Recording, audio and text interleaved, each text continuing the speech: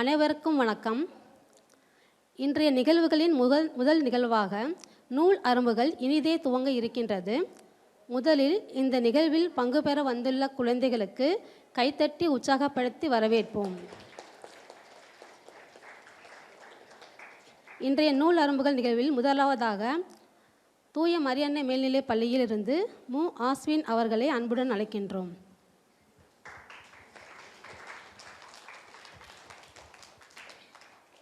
அனைவருக்கும் இனிய காலை வணக்கம்.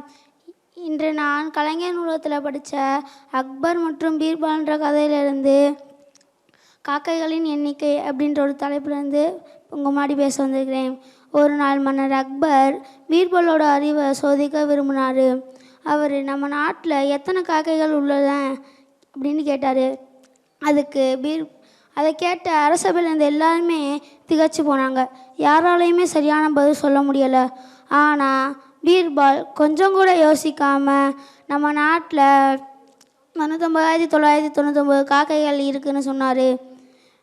அதை கேட்ட அக்பர், அது எப்படி நீ உறுதியாக சொல்கிற? அதை விட அதிகமாக இருந்துச்சுடா. அதுக்கு பீர்பால், அதை விட அதிகமாக இருந்துச்சுடா, வேறு நாட்டிலேருந்து நம்ம நாட்டுக்கு உறவினர்களாக வந்த காக்கைகளாக இருக்கும். அதுக்கு அக்பர், அதை விட குறைவாக இருந்துச்சுடா. அதுக்கு பீர்பால், அதை விட குறைவாக இருந்துச்சுடா, நம்ம எப்படி நம்ம உறவினரை பார்க்க போகிறோம், அதே மாதிரி காக்கைகளும் அதோட உறவினரை பார்க்க போயிருக்கோம்னு சிரிச்சுக்கிட்டே சொன்னார். பீர்பாலோட அறிவை பார்த்த அக்பர் ரொம்ப சந்தோஷப்பட்டார். அரசபையில் எல்லாருமே கைதட்டி வாழ்த்துனாங்க. இதுலேருந்து நம்ம என்ன தெரிஞ்சுக்கிட்டோம்டா, பீர்பால் மாதிரி சிந்திச்சு செயல்படணும். நன்றி. வாய்ப்பளித்தவர்களுக்கு நன்றி. தொடர்ந்து 7th டே அட்வென்டிஸ்ட் பள்ளியிலிருந்து நான் ஜீவத் சிவராம் அவர்களை அன்புடன் அழைக்கின்றோம். Good morning everyone. My name is Jeevit Shivaram. I am studying class 5th in 7th day school. I take the topic of I want to become a scientist. If you want to become a scientist, you need to find answers for all the questions and problems. You should be curious to find new things, and you should ask doubts. You should do some experiments and see and find the result. Some experiment might work, some might not work, but you should not leave till it come correctly. You should found the result. I write the science experiments in a note. By reading this book, my knowledge get improved, and I thank Kalaignar Library for giving me this opportunity. Thank you. I love science.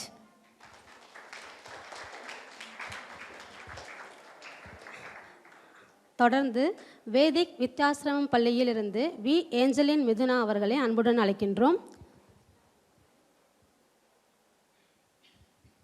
கலைஞர் நூற்றாண்டு நூலகத்தின்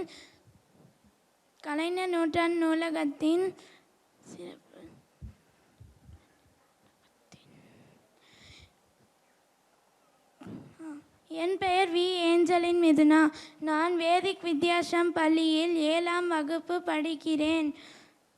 நான் இன்னைக்கு கூற வந்துள்ள புத்தகத்தின் பெயர் சிறுவர்களுக்கான 100 குட்டி கதைகள் ஆகும். இந்த புத்தகத்தை எழுதிய ஆசிரியரின் பெயர் கே. நல்லசிவம் ஆவார். இந்த புத்தகத்தை வெளியீடு செய்தவர்கள் சென்னை கங்காராணி பதிப்பகம் ஆகும். இந்த புத்தகத்தில் 112 பக்கங்கள் உள்ளது.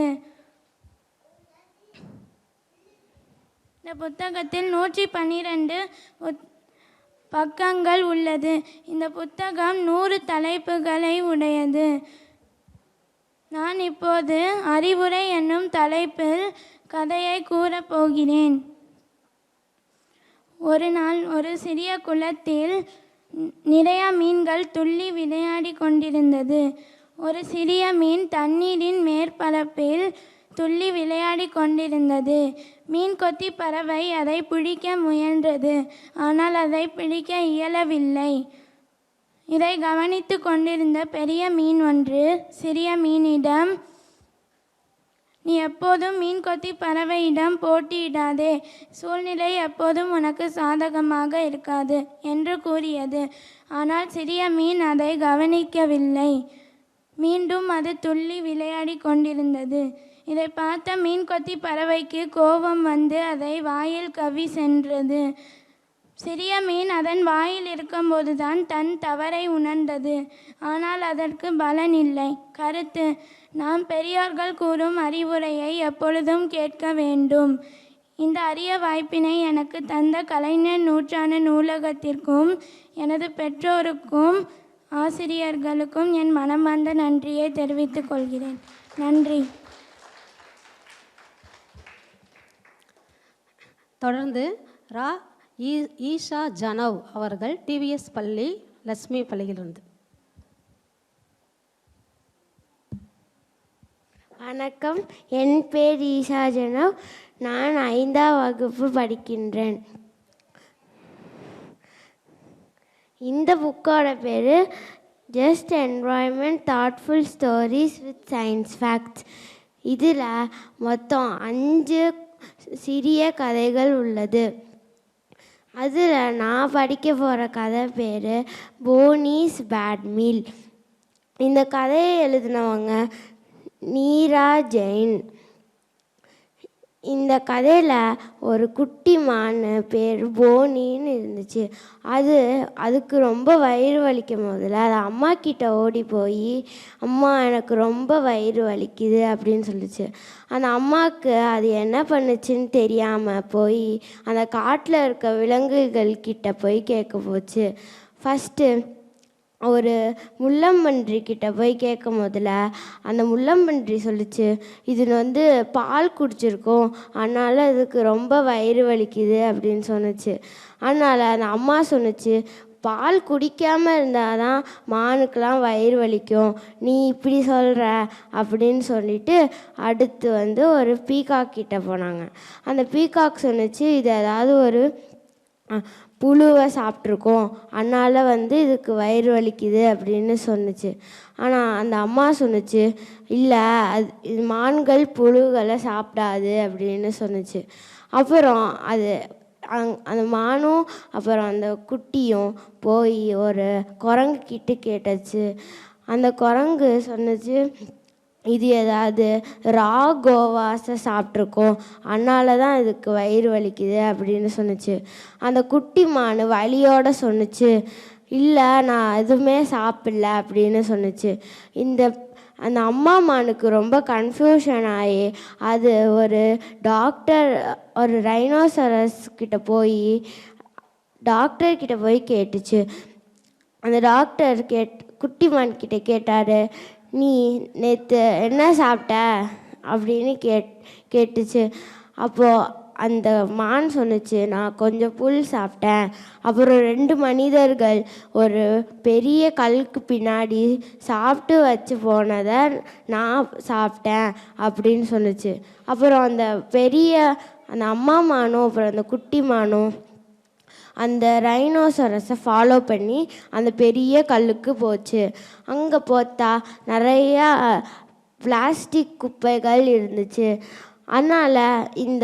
அதனால தான் இந்த மானை அதை சாப்பிட்டதுனால அதுக்கு வயிறு வலி ஏற்பட்டுச்சு. அதனால் அந்த ரைனோசரஸ் டாக்டர் இதுக்கு கொஞ்சம் மருந்து இலைகளை கொடுத்து அதை குணப்படுத்துச்சு.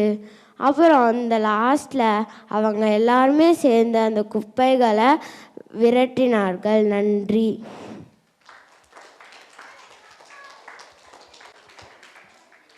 தொடர்ந்து பரசுராம்பட்டி பள்ளியிலிருந்து பிரணவ் அவர்களை அன்புடன் அழைக்கின்றோம். Good morning to everybody. Book name is maths at the hospital. இந்த புக்கில் ஹாஸ்பிட்டலில் எப்படி மேத்ஸை யூஸ் பண்ணுவாங்கன்றது தான் இதில் போட்டிருக்காங்க. இதில் 4 டாபிக் கொடுத்துருக்காங்க: மெஷரிங், கவுண்டிங், ஷேப்ஸ், டைம். இதில் ஃபஸ்ட்டு மெஷரிங்கில் நம்ம ஹாஸ்பிட்டல் போகும்போது டாக்டர் நம்மளுக்கு தெர்மாமீட்டரை வச்சு எவ்வளோ ஃபீவர் இருக்கும்னு மெஷர் பண்ணுவாங்க. அப்புறம் டாக்டர் நம்ம ஹாஸ்பிட்டல் போகும்போது நம்மளுக்கு டாக்டர் சிரிஞ்சில் மெடிசன் மெஷரிங் பண்ணி நம்மளுக்கு இன்ஜெக்ஷன் போடுவாங்க. அப்புறம் வந்து ரெண்டாவது டாபிக் வந்து கவுண்டிங்கில் வந்து இப்போ ஆஸ்பத்திரியில் குழந்த பிறந்துச்சுன்னா இந்த குழந்தையோட ஃபிங்கர்ஸு கவுண்ட் பண்ணுவாங்க. அப்புறம் வந்து டோஸையும் கவுண்ட் பண்ணுவாங்க. அடுத்து ஷேப்ஸில் வந்து சில பேஷண்ட்டுக்கு வந்து போன்ஸ் எக்ஸ்ரே எடுப்பாங்க. போன்ஸ் எக்ஸ்ரேயில் வந்து சம் போன் ஸ்ட்ரைட்டாக இருக்கும், சம் போன் காவுடாக இருக்கும். டைமில் வந்து நர்ஸு வந்து பேஷண்ட்டுக்கு ஃபுட்டு டைமுக்கு தான் கொடுப்பாங்க. அப்புறம் வந்து நர்ஸு வந்து மெடிசன் வந்து டைமுக்கு தான் பேஷண்ட்டுக்கு கொடுப்பாங்க. டாக்டர் வந்து பேஷண்ட் டைமுக்கு தான் பார்ப்பாங்க. இந்த புக்கு ஏன் எனக்கு பிடிச்சிருந்ததுன்னா, நான் எம்பிபிஎஸ் படிக்கணும்னு ஆசைப்பட்றேன். அதனால் இந்தமாரி புக்கெல்லாம் எடுத்து படிக்கணும்னு ஆசைப்பட்றேன். இந்த வாய்ப்பை எனக்கு கொடுத்த கலைஞர் நூலகத்தில் உள்ள அனைவருக்கும் நன்றி.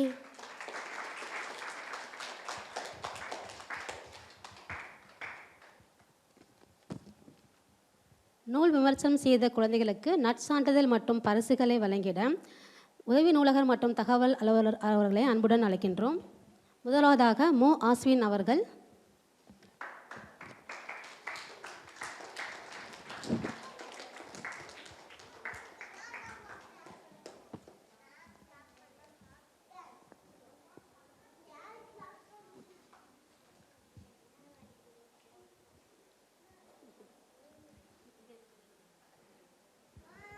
அடுத்ததாக நான் ஜீவித் சிவராம்.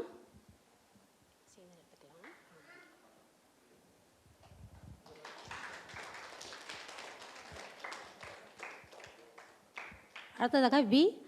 ஏஞ்சலின் மிதுனா அவர்கள்.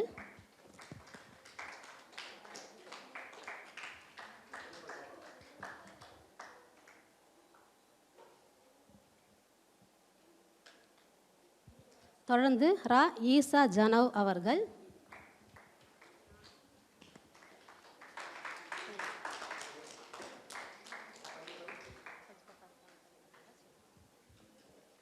இறுதியாக நா. பிரணவ் அவர்கள்.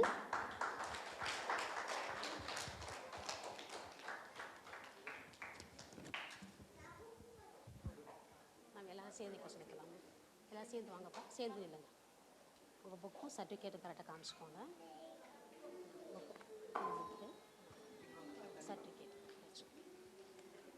சர்டிஃபிகேட் வச்சுட்டு நீ குட்டிமா நீ அந்த சைடு போடா. அந்த சைடு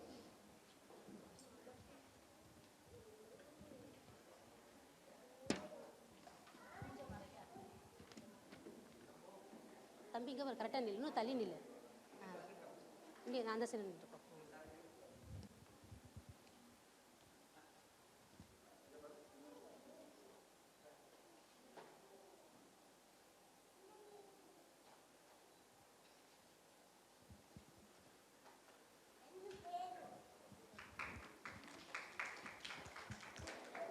நூல் அரும்புகள் நிகழ்வில் பங்கு பெற்ற குழந்தைகளுக்கு நன்றிகள்.